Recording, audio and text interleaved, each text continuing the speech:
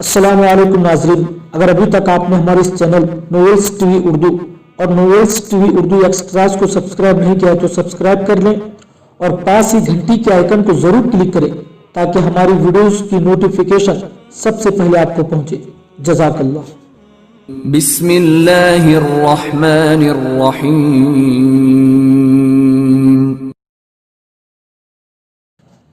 عقاب سلطان عماد الدین زنگی کے دور کے ایک مجاہد عامر بن نافع کی اول الانگیز داستان، ایپیسوڈ نمبر 7۔ عامر اب اس طرف آیا جہاں کھچروں پر لدے ہوئے سامان کے پاس وہ مسلمان لڑکیاں کھڑی تھی جنہیں تیوتوس کے آدمی اٹھا کر لائے تھے۔ عامر نے انہیں مخاطب کرتے ہوئے کہا، میں جانتا ہوں اس وقت تمہارے کیا جذبات ہوں گے۔ میں تم سب سے وعدہ کرتا ہوں کہ آئندہ ہم ہر مقام پر تیوتوس کے آدمیوں سے مسلمان بستیوں کا دفاع کرتے رہیں گے۔ عامر رکا، پھر نقیب کی طرف دیکھتے ہوئے اس نے کہا، نقیب لشکر کے کچھ گھوڑوں کو خالی کرا کے باقی گھوڑوں پر دو دو جوان بٹھا دو۔ خالی گھوڑوں پر یہ لڑکیاں سوار ہوں گی، ہم انہیں ان کے گھروں تک چھوڑ کر آئیں گے۔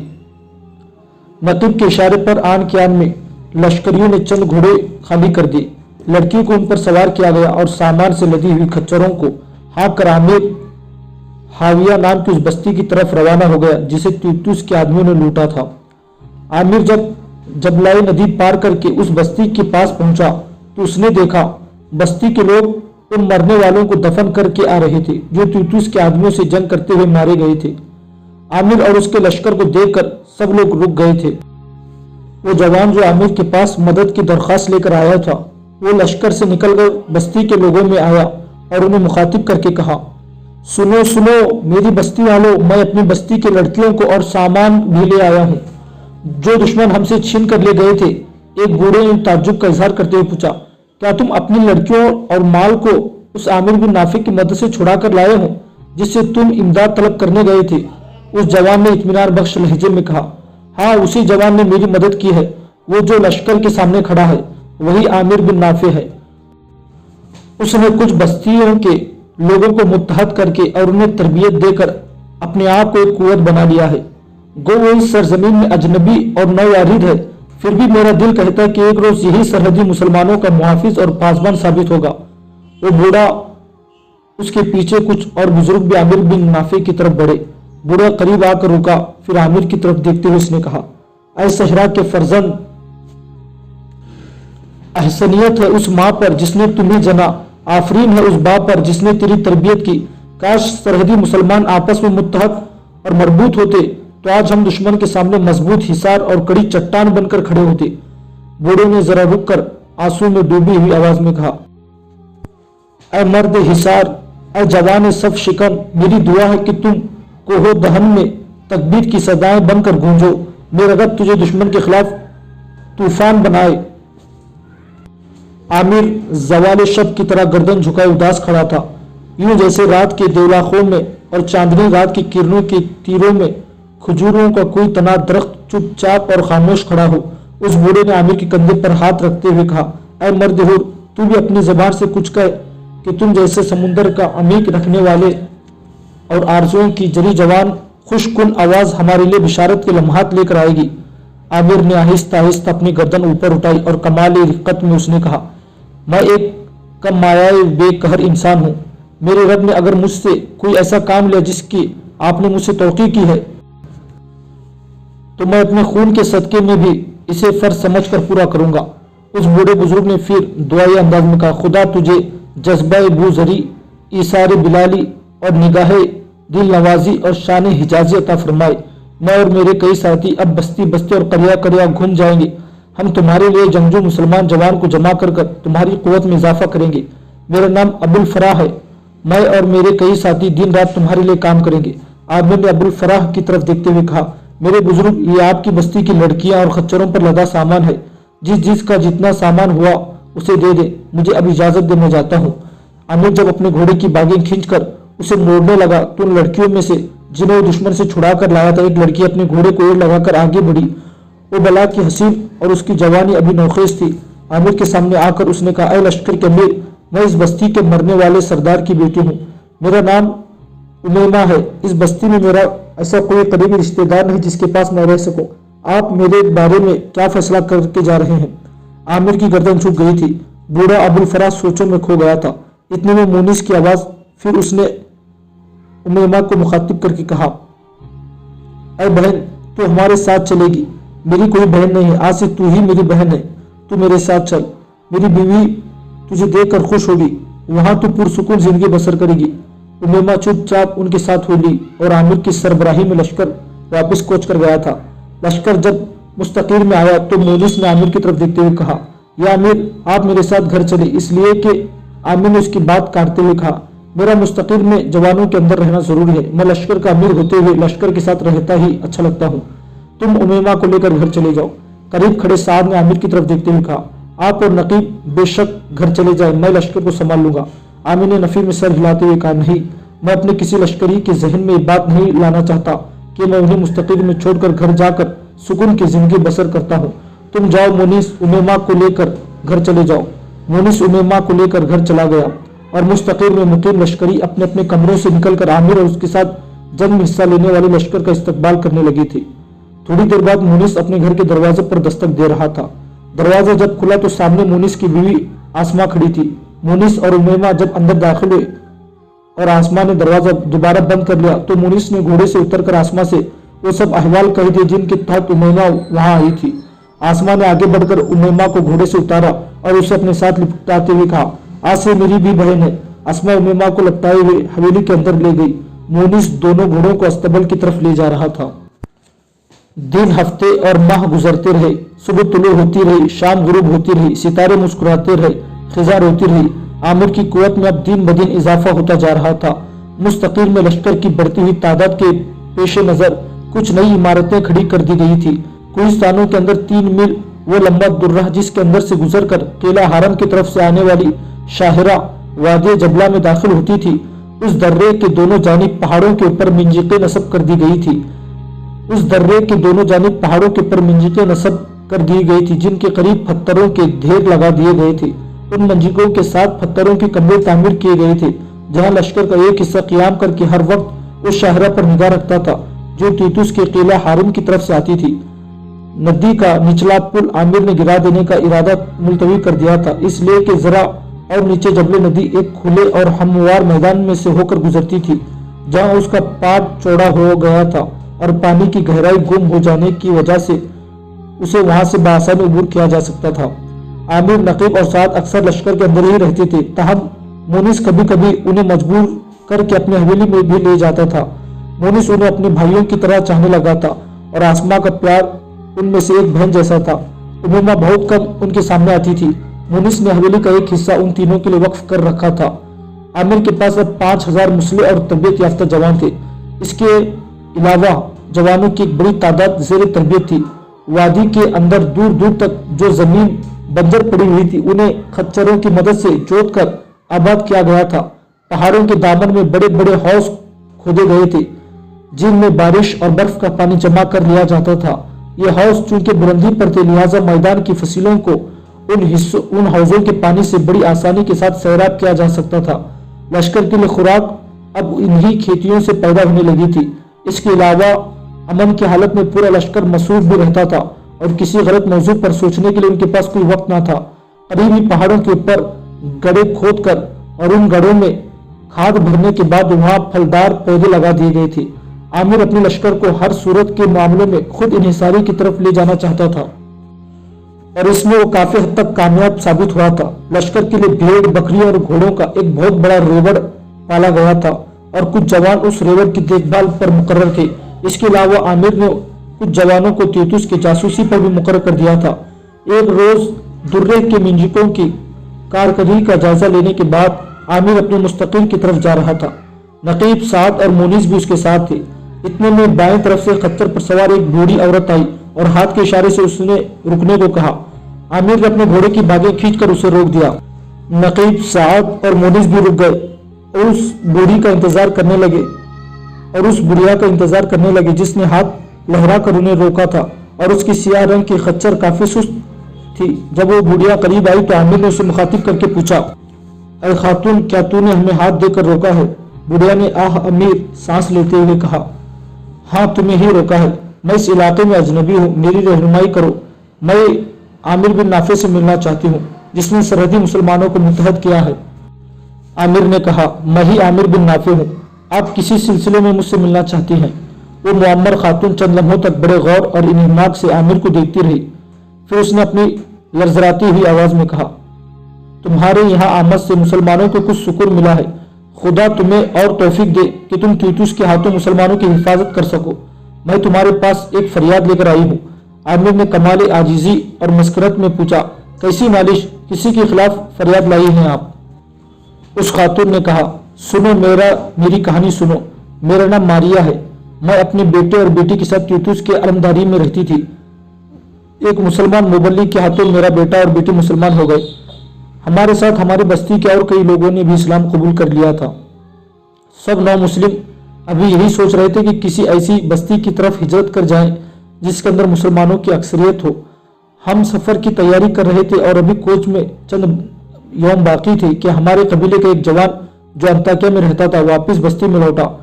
उसे जब खबर हुई कि हमने इस्लाम कबूल कर लिया है तो सख्त बरहम और मुश्ताल हुआ। गजब की हालत में उसने मेरे जवान बेटे को कत्ल कर दिया और मेरी बेटी को उठाकर अंताकिया ले गया। मैं चाहती हूँ कि मेरी बेटी मुझे दिलाई जाए, वो मेरी वाहिद निशानी है, उसके बगैर मैं जी ना सकूंगी। मैं दूसरे 9 मुस्लिमों के साथ अपनी बस्ती से हिजरत करके जबल नदी के उस पार एक बस्ती में आ बसी हूँ जिसमें सब मुसलमान रहते हैं। गो बस्ती के सब मुसलमान मेरा ख्याल रखते हैं, फिर भी मैं महसूस करती हूँ कि मेरे पास कोई ऐसा फर्द हो जो मेरा अपना हो और उस दुनिया में सिवाय मेरी बेटी के और कोई मेरा रिश्तेदार नहीं है। आमिर ने बड़ी हमदर्दी से कहा, ऐ खातून, हम भी तो तुम्हारे बेटे हैं, तुम हमारे पास रहो, हम तुम्हारी खिदमत एक माँ जानकर करेंगे। मारिया ने तशक्कुर आमेज लहजे में कहा, मेरा रब तेरी उम्र दराज करे। जिस बस्ती से हिजरत करके मैं आई हूँ उसके सरदार से भी मैंने कई बार अपनी बेटी की बाजियाबी की इल्तिमास की, लेकिन उसने अपनी मजबूरी का इजहार कर दिया और तुम्हारी तरफ आने का मशवरा दिया। अब बोलो मुझे क्या करना चाहिए और तुम मेरी बेटी को वापस लाने में कहाँ तक मेरी मदद कर सकते हो? आमिर चंद सानियों कुछ सोचता रहा, फिर उसने बूढ़ी मारिया से पूछा, ऐ खातून, वो कौन है जो तुम्हारी बेटी को जबरदस्ती उठाकर ले गया है? मारिया ने अपनी आंखों से बहते आंसू पोंछते हुए कहा, उसका नाम सबूर है। वो अंताकिया का एक नाइट और शाही तेग जन है। अंताकिया के हुक्मरान रिमंड की निगाहों में उसकी बड़ी इज्जत और वक़ार है। अंताकिया शहर के वस्त में एक खुला मैदान है जिसे मौत का मैदान कहते हैं। यहाँ उस मैदान में हर इतवार को रिमंड की मौजूदगी में तलवार जनी के मुकाबले होते हैं। इन मुकाबले में सुबूर हमेशा जीतता है और उसे वहां से भारी इनामात मिलते हैं। आमिर ने पूछा, और तुम्हारी बेटी का क्या नाम है?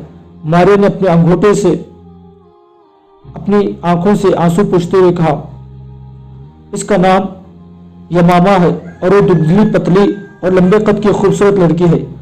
आमिर ने मारिया को तसल्ली देते हुए कहा, आज से तुम हमारी माँ हो और हमारे साथ रहोगी। मैं अनकरीब अंताकिया जाऊंगा और तुम्हारी बेटी को वहां से निकाल कर जरूर तुमसे मिलाऊंगा।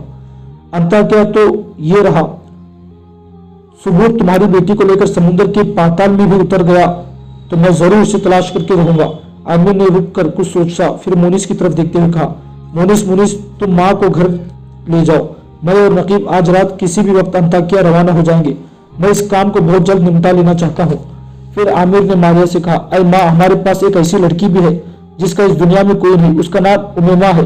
वो एक बाहिम्मत और खुश इखलाक लड़की है। मुझे उम्मीद है कि वो आपको एक माँ जानकर आपकी खिदमत करेगी। मोनिस मारिया को लेकर बस्ती की तरफ चला गया, जबकि आमिर, नकीब और साद मुस्तकीर की तरफ जा रहे थे। रात किसी आशियाना गुम की तरह गुजरती जा रही थी और इसी आलम में 2 सवार बड़ी तेजी के साथ आंधी और तूफान की तरह उड़े जा रहे थे। उनका रुख वादी जबला से अंताकिया की तरफ था। वो आमिर और नकीब थे और बूढ़ी खातून की बेटी यमामा को लाने की मुहिम पर रवाना हुए थे। सितारे इफलाक के दरबान बनकर जाग रहे थे। झिंगर किसी शब गिरी हुदूद ख्वाह की तरह तराने वहदत गा रहे थे।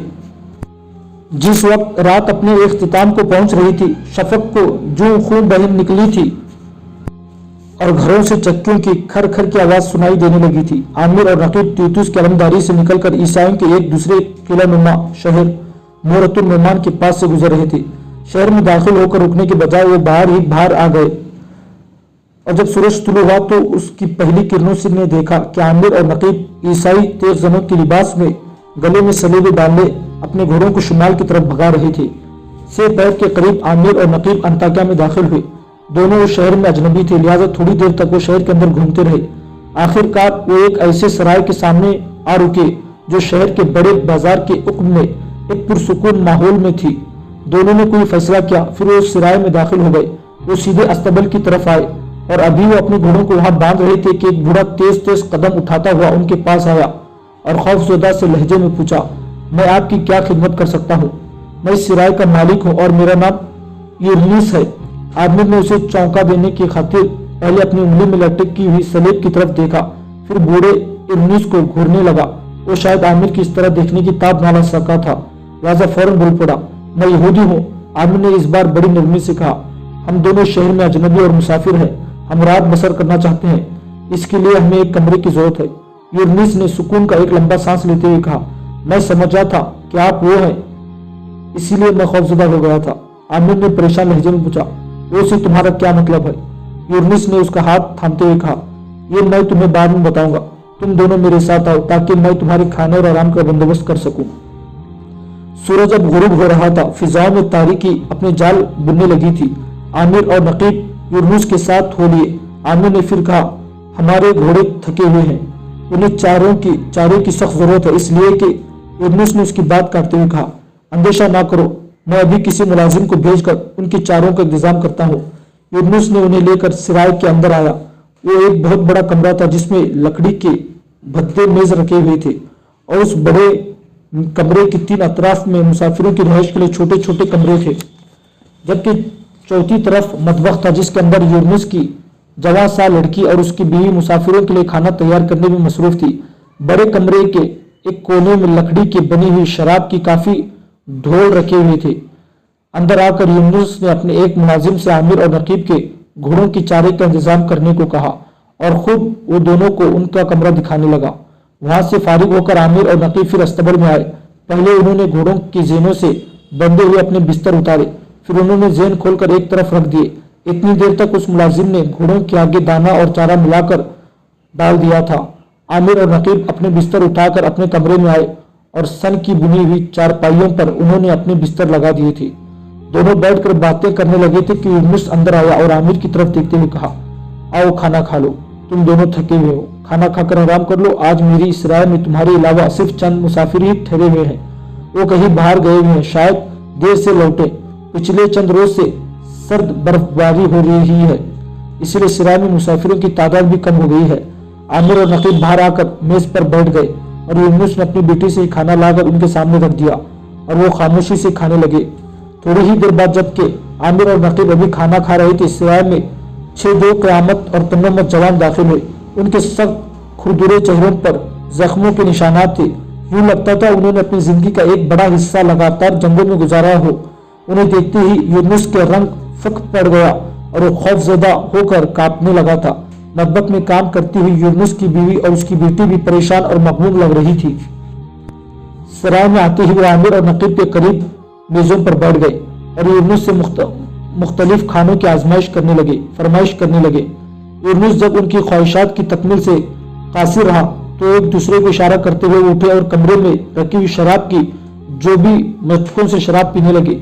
साथ ही साथ उन्होंने शराब के वो मटके उनके ढोल खोलकर उलटने शुरू कर दिए और शराब सराय के बड़े कमरे में गंदी और फालतू पानी की तरह बहने लगी थी। आमिर और नकीब खाना खाने में मसरूफ रहे, ताहम वो दोनों उन्हें परेशान कुन और हैरत ज़दा निगाहों से जरूर देखे जा रहे थे। यूनुस, उसकी बीवी और बेटी बड़ी बेचारगी और तासुफ के साथ अपना नुकसान होता देख रही थी। अच्छी तरह शराब पीने और सारे मटके उलटने के बाद वो यूनुस के पास आए और उनमें से एक ने मतबख में काम करती हुई यूनुस की बेटी की तरफ इशारा करते हुए कहा। उसने यूनुस से पूछा, ये लड़की कौन है? यूनुस ने कपकपाती आवाज में कहा, मेरी बेटी है। उसने हल्का और दबदबा कहा लगाते हुए कहा, खूब हसीन है, इससे पहले कभी इस पर हमारी निगाह क्यों ना पड़ी? फिर आहिस्ता आहिस्ता मतबख की तरफ बढ़ने लगा था।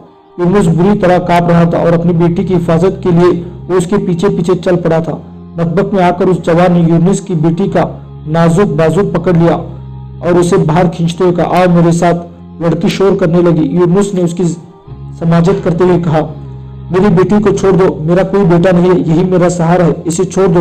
उस जवान ने यूनुस के मुंह पर गुस्से में भरपूर तमाचे दे मारे और वो लड़खड़ा कर गिर गया। वो लड़की को खींचकर बाहर निकालने लगा। यूनुस बेचारा तिलमिलाकर फिर उठा और उसके पीछे लग गया। इतने में सराय में दाखिल होने वाले वहशियों का एक साथी आमिर के पास आया।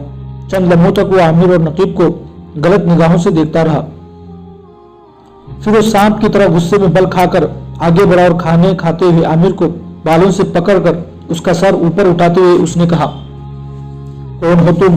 क्या तुम ऐसे ही सरकश और तागी तबाह हो कि हमारी हम मौजूदगी से बेनियाज होकर तुम सुकून से खाना खा रहे हो? आमिर अभी तक खामोश था। नकीब की हालत ऐसी हो गई थी जैसे किसी ने उस पर खोलता हुआ पानी डाल दिया था। उसने खाना छोड़ दिया और उस अजदहे की तरह उठ खड़ा हुआ जिसके शिकार करने का वक्त आ गया हो। नकीब आगे बढ़कर कोई कदम उठाने वाला था कि आमिर भी खड़ा हो गया। उसके चेहरे पर वहशी जलाल और जंगी कहरमानियत छा गई थी। पहले उसने अपने बाल छुड़ाए, फिर अपने पांव पर घूमा और एक जोरदार आहनी घूंसा उसके पेट में दे मारा। वो वहशी बुरी तरह हवा में उछला और तकलीफ की शिद्दत के बायस कराता हुआ दूर जा गिरा। अचानक आमिर ने देखा कि एक वहशी यूनुस की लड़की को उठाते हुए कमरे की तरफ ले जा रहा था। आमिर उस तरफ भागा, नकीब भी उसके पीछे पीछे था। आमिर ने उसे कमरे में दाखिल होने से कबल ही जा लिया और उसे बालों से पकड़कर अपनी तरफ खींचा। वो अपना तवाजु खो बैठा। लड़की उसके हाथ से छूट गई। उसके साथ ही आमिर और नकीब मुक्के कुछ इस तवातुर और तसल्लुत के साथ उस पर बरसे थे कि फर्श पर गिर गिर कर बुरी तरह लूटने लगा था। उसके पांचों साथी कहरमाना अंदाज में आमिर और नकीब की तरफ बढ़े थे। आमिर और नकीब ने एक बार एक दूसरे को देखा। शायद उन्होंने कोई आखिरी फैसला कर लिया था। आने वाले चूंकि मुस्लिम होने के बावजूद खाली हाथ आ गए थे, लिहाजा उन दोनों ने भी अपनी तलवारें बेनियाम की थी कबल इसके कि वो नजदीक आकर हमलावर होते। आमिर और नकीब ने खुद आगे बढ़कर उन पर हमला कर दिया। अपने इन्हीं हमलों में उन्होंने उनमें से दो के पेट अपने सख्त मुक्कों से ढोल की तरह बजा डाले थे। उनके साथी भी इन पर टूट पड़े और ये यूनुस के सराय में मुक्कों के एक तूफान सा चल निकला था। जल्द ही आमिर और नकीब उन पर गालिब आते दिखाई देने लगे थे, क्योंकि उनके आगे बढ़ने और हमलावर होने के अमल में वो जोश और जज्बा न रहा था जो शुरू में था। इसके अलावा तादाद में ज्यादा होने के बावजूद वो आमिर और नकीब के हाथों बुरी तरह पीट भी रहे थे। इतनी देर तक उनका वो साथी भी खड़ा हो गया जिसने यूनुस की बेटी को बेआबरू करना चाहा था और जिसे उन दोनों ने मार मार कर बेहाल कर दिया था।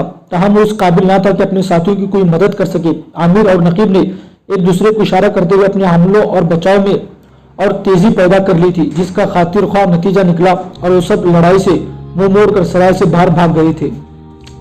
आमिर और नकीब अपने कपड़े दुरुस्त करने लगे थे। यूनुस आहिस्ता आहिस्ता आगे बढ़ा। उसके चेहरे पर अभी तक परेशानी और फिक्र के तासुरात थे।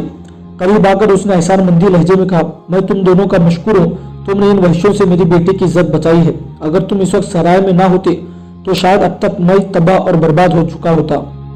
आमिर ने अपने सर पर अपना खुद दुरुस्त करते हुए कहा, तुम्हें हमारा मशकूर होने की जरूरत नहीं है। यहाँ होते हुए तुम्हारी बेटी की मदद हमारा फर्ज था। वो अगर दुगने भी होते तो भी हमारा कुछ ना बिगाड़ सकते, क्योंकि हम अपने लिबास के नीचे जर्रा पहने हुए हैं और उनके मुक्कों का हम पर कोई असर ना हुआ।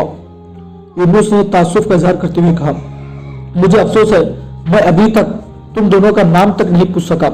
आमिर ने फौरन कह दिया, मेरा नाम यरीक और मेरे साथी का नाम जालूस है। यूनुस ने फिर पूछा, क्या तुम इस शहर में अजनबी हो या तुम्हारा कोई जानने वाला है? आमिर ने कहा, हम दोनों इस शहर में अजनबी है और हमारा वतन किला हारम की एक करीबी बस्ती है। यूनुस ने दिलचस्पी का इजहार करते हुए कहा, यहाँ अंताकिया में किस घर से आए हो? आमिर ने सिर्फ एक लम्हा नकीब की तरफ देखा। फिर मुतमईन अंदाज में उसने कहा, हम यहाँ सुब्बूर नाम के एक नौजवान से मिलना चाहते हैं। उसका ताल्लुक भी किला हरम से है। यूनुस ने जरा सोचते हुए कहा, क्या ये वही सुब्बूर तो नहीं जो यहाँ शाही तेगजन है? हाँ, हम उसी सुब्बूर से मिलना चाहते हैं। यूनुस ने फिर पूछा, क्या तुम उससे जानते हो?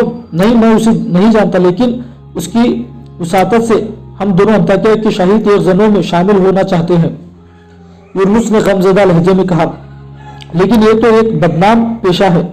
जो जवान तुम्हारे साथ झगड़ा करने के बाद अभी सराय से निकले हैं वो सब तेगजन है और शहर के अंदर लूट मार के सिवा उनका कोई काम नहीं। यहाँ के हाकिम रिमन को खुदा संभाले, उसने इन शाही तेगजनों को यहाँ के लोगों को लूटने घुसने की खुली छुट्टी दे रखी है। सुनो यरक, मैं तुम्हें ये पेशा अपनाने से बाज रहने की तंबीह करता हूँ, और अगर तुम कोई आखिरी फैसला कर ही चुके हो तो इनसे बच कर रहना। अगर तुम शाही तेगजनों को हराने में कामयाब हो गए تو تمہارے خلاف ہو کر تمہاری جان کے در پہ ہو جائیں گے۔ عامر نے پھر پوچھا، اگر میں تیز زنوں کی اس گروہ میں شامل ہونا چاہوں تو مجھے کیا طریقہ کار آزمانا ہوگا؟ یونس نے پریشان آواز میں کہا، سنو، شہر کے وسط میں کھلا میدان ہے، اس میدان کو موت کا میدان کہتے ہیں۔ یہاں ہر اتوار کو شہریوں کا دل بہلانے کی خاطر تیز زنوں کا مقابلہ ہوتے ہیں۔ اگر کوئی نووارد کسی بھی تیز زن کو ہرانے میں کامیاب ہو جائے تو اسے اس گروہ میں شامل کر لیا جاتا ہے۔ یہ بھی یاد رکھو، اس مقابلے میں اکثر تیز زن مارے بھی جاتے ہیں اور کوئی ان کا پرسان حال نہیں ہوتا۔ اتوار آنے میں ابھی 5 دن باقی ہے۔ اگر تم اس گروہ میں شامل ہونے کا فیصلہ کر ہی چکے ہو تو ان کی نگران سے مل کر معاملہ طے کر لو۔ عامر نے اپنا ہاتھ اپنی تلوار کے دستے پر لے جاتے ہوئے پوچھا، میں ان کے نگران سے کہاں اور کس وقت مل سکتا ہوں؟ یونس نے ذرا رک کر کہا، اس موت کے میدان کے ارد گرد ان گنت کمرے بنے ہوئے ہیں، انہی کمروں میں شاہی تیز زن رہتے ہیں اور ان کمروں سے نکل کر ہر روز وہ تیز زنی کی مشق بھی کرتے ہیں۔ ان کا نگران جو یہاں کے حکمران ریمنڈ کی طرف سے مقرر ہوا ہے وہ بھی ان کے اندر ہی رہتا ہے، اس کا نام برقع ہے۔ اگر تم چاہو تو کل صبح اسے موت کے میدان میں مل سکتے ہوں۔ عامر شاید کچھ اور بھی پوچھنا چاہتا تھا کہ 2 مسافر اپنے گھوڑوں کی باگیں پکڑے سرام میں داخل ہوئے۔ یونس ان کی طرف متوجہ ہو گیا۔ عامر اور نقیب اپنے کمرے میں چلے گئے تھے۔ دوسرے روز عامر اور نقیب نے اپنے گھوڑوں کو یونس کے سرائے میں ہی رہنے دیا اور وہ پیدل چلتے ہوئے شہر کے وسطی حصے میں واقع موت کے میدان کی طرف روانہ ہو گئے۔ سہرۃ الموسیٰ کے پاس سے گزرتے ہوئے وہ شہر کے وسط میں آئے اور موت کے میدان میں داخل ہوئے۔ سہرۃ الموسیٰ انطاکیہ شہر کے اندر ایک بڑی چٹان ہے۔ اسی چٹان کے اوپر حضرت موسیٰ علیہ السلام نے حضرت خضر سے ملاقات کی تھی۔ جب وہ موت کے میدان میں داخل ہوئے تو انہوں نے دیکھا کہ وہ ایک وسیع میدان تھا جس کے اندر سیڑھیاں نما نشستیں بنی ہوئی تھی، جبکہ میدان کی دائیں طرف ایک پختہ اور بلند چبوترا بنا ہوا تھا۔ میدان کے اندر کچھ جوان تیز زنی کی مشق کر رہے تھے اور چند جوان اس چبوترے پر بیٹھے مشق کرنے والوں کو دیکھ رہے تھے۔ عامر اور نقیب میدان میں آگے بڑھے اور اس جگہ آئے جہاں کچھ جوان چبوترے پر بیٹھے ہوئے تھے۔ عامر نے آگے بڑھ کر ان میں سے ایک کو مخاطب کر کے کہا، اے بھائی، میں یہاں اجنبی ہوں، مجھے تیز زنوں کی نگرانی میں نگران برقع سے ملنا ہے۔ چبوترے کے وسط میں بیٹھا ہوا ایک جوان جس کے چہرے پر زخموں کے ان گنت نشان تھے، وہ عامر کو مخاطب کر کے بولا، میں شاہی تیز زنوں کا نگران برقع ہوں، کہو تم کس سلسلے میں مجھ سے ملنا چاہتے ہو؟ عامر نے چند قدم اور آگے بڑھا کر کہا، میں قلعہ حرم کی طرف سے آیا ہوں، میرا نام یریک ہے اور میں انطاکیہ کے شاہی تیز زنوں میں شامل ہونا چاہتا ہوں۔ برقع چند لمحوں تک غور سے عامر کو دیکھتا رہا، پھر نرم لہجے میں اس نے پوچھا، کیا تم سنجیدہ اور اپنے حواس میں ہو؟ برسوں تک اس میدان میں مشق کرنے کے بعد صرف گنتی کے چند جوان ہی شاہی تیز زنوں میں شامل ہو سکتے ہیں۔ جاؤ، جا کر کوئی اور کام کرو، اس پیشے میں موت کے سوا کچھ نہیں ملتا۔ تم ایک خوبصورت اور اعلیٰ شخصیت کے جوان ہو، جاؤ، جس طرف سے آئے ہو اسی طرف لوٹ کر اپنے پیشے میں تیز زنی کی موت ہر وقت دوسرے تیز زنی کے ہاتھ میں رہتی ہے، وہ جیت جانے پر چاہے تو قتل کر دے، چاہے تو معاف کر کے زندگی بخش دے۔ جاؤ، چلے جاؤ، یہ میرا مخلصانہ مشورہ ہے۔ عامر نے اپنی تلوار کے دستے پر ہاتھ لے جاتے ہوئے کہا، میں اپنی ساری زندگی بھی تلوار کے ساتھ کھیلتے ہوئے گزاری ہے، میں سنجیدہ ہوں اور تمہارے ہر تیز زن کو مقابلے کی دعوت دیتا ہوں۔ اگر تم پسند کرو تو میں تمہیں بھی مقابلے کی دعوت دیتا ہوں۔ برقع نے چونکتے ہوئے کہا، تھوڑی دیر ٹھہرو، ابھی تمہاری گفتگو کی سچائی اور حقیقت کو عیاں کرتا ہوں۔ برقع نے ہاتھ کے اشارے سے ان جوانوں کو بلایا جو میدان کے وسط میں تیز زنی کی مشق کر رہے تھے۔ وہ سب بھاگتے ہوئے آئے اور برقع کے سامنے آ رکے۔ برقع نے اب عامر کی طرف دیکھتے ہوئے کہا، ان میں سے تم کس جوان سے مقابلہ کرنا پسند کرو گے؟ عامر نے ایک نظر ان سب کی طرف دیکھا، پھر اس نے ان میں سے 3 کڑیل جوانوں کی طرف اشارہ کر دیا۔ برقع نے کسی قدر پریشان انداز میں کہا، 3 سے نہیں، ایک کو چنو، ایک اجنبی اور 9 آموز کا، ان میں سے 3 کو بغیر مقابلے کی دعوت دینا ان کی توہین ہے۔ عامر نے دوبارہ ان پر ایک نگاہ ڈالی، پھر ان میں سے ایک کی طرف اس نے اشارہ کر دیا۔ وہ جوان باہر نکل کر کھڑا ہو گیا، جبکہ اس کے دوسرے ساتھی پیچھے ہٹ کر ایک گول دائرے کی صورت میں کھڑے ہو گئے تھے۔ مقابلے کے لیے باہر نکل جانے والے نے عامر کو مخاطب کر کے اپنی تلوار بے نیام کرتے ہوئے کہا، اپنی تلوار کھینچو، میں تمہیں بتاؤں کہ کون زیر اور کون زبر ہوتا ہے۔ نقیب بھی پیچھے ہٹ کر کھڑا ہو گیا تھا۔ عامر نے تلوار نکالی اور اس جوان کی طرف دیکھتے ہوئے اس نے نرم لہجے میں کہا، اے رفیق مہربان، مقابلے کے دوران جب تیری استقامت اور عزیمت جواب دے جائے تو مجھے بتا دینا تاکہ میں اپنے ہاتھ کھینچ لوں، کہ ایسا نہ ہو کہ تو خون میں نہائے جائے اور میں شرمسار ہوں۔ उस तेगजन ने कोई जवाब ना दिया और आमिर पर हमलावर हो गया। आमिर ने उसका वार अपनी तलवार पर लिया और जवाबी हमला कर दिया। उस तेगजन ने शुरू में ही तेज और हिलचाल खेज हमले शुरू कर दिए थे और आमिर ने अपने आप को सिर्फ दिफा तक महदूद रख लिया था। बरका ने बेचैनी के आलम में अपने साथियों को मुखातिब करते हुए कहा, शुरू में गुस्से के धीमा तलवार बाज आखिर में अपनी पूरी तरावत नफ्स के साथ बेकरार आंधी और तूफान बनकर लड़ता है। आमिर आहिस्ता आहिस्ता जारहाना अंदाज शुरू करने लगा था। आमिर अब दिफा से निकलकर जारियत इख्तियार कर गया था। पहले के चंद लम्हों के दौरान वो इस तेगजन को ढकेलता हुआ दूर तक ले गया। उसके बाद जो उसने अपनी तूफानी और धुआंधार हमलों का सिलसिला शुरू किया तो तेगजन अपने आप को महजनो और मजबूर और उदास अधूरा महसूस कर रहा था। उसकी निगाहों में दरमा तलबी और चेहरे पर हवाइयां उड़ने लगी थी। आमिर अब अपनी मर्जी के मुताबिक उसे अपने सामने बेबसी की हालत में भिगा रहा था। अंताकिया का तेगजन शायद आमिर की तलवार पर गिरफ्त और उसके हमलों की सख्ती और पुख्तगी का अंदाजा लगा चुका था, लिहाजा उसने आमिर को रोक जाने का इशारा किया। जब आमिर रुक गया तो उसने अपनी तलवार फेंक कर अपनी शिकस्त तस्लीम कर ली। आमिर अपनी तलवार नियाम में ली और तेगजनों के निगरान बरका की तरफ देखते हुए उसने पूछा, क्या अब भी मैं अंताकिया के तेगजनों में शामिल होने के काबिल नहीं हूँ? बरका ने मुस्कुराते कहा, यकीनन तुम तेगजनों में शामिल किए जाने के अहल हो। सुनो, तुम अब यही क़याम करोगे, तुम्हारे सब अखराजात हम पूरे करेंगे। ये भी याद रखो, आने वाले इतवार को तुम्हारा मुकाबला सबसे माहिर और कड़ियल तेगजन सुबूर के साथ होगा और ये मुकाबला अहले अंताकिया के लिए दिलचस्पी से खाली ना होगा। बरका ने आगे बढ़कर आमिर का बाजू पकड़ते हुए कहा, आओ मैं तुम्हें तुम्हारा कमरा दिखाऊं, यहाँ तुम्हारी जरूरत और आजमाइश की हर चीज मुयसर होगी। आमिर ने बरका से और करीब होकर कहा, मैं यहाँ एक सिराय में ठहरा हुआ हूँ और जब तक मैं आइंदा इतवार को होने वाला मुकाबला जीत नहीं जाता मैं इसी सिराय में ठहरना पसंद करूंगा। बरका ने खामोश रहकर कुछ सोचा, फिर कहा, तुम्हारी मर्जी, जहाँ जी चाहे रहो, तुम पर कोई कैद नहीं है। आमिर बरका से रुखसत हुआ और नकीब के साथ वो मौत के मैदान से बाहर निकल गया था। उन दोनों का रुख अब यूरनिस की सराय की तरफ था।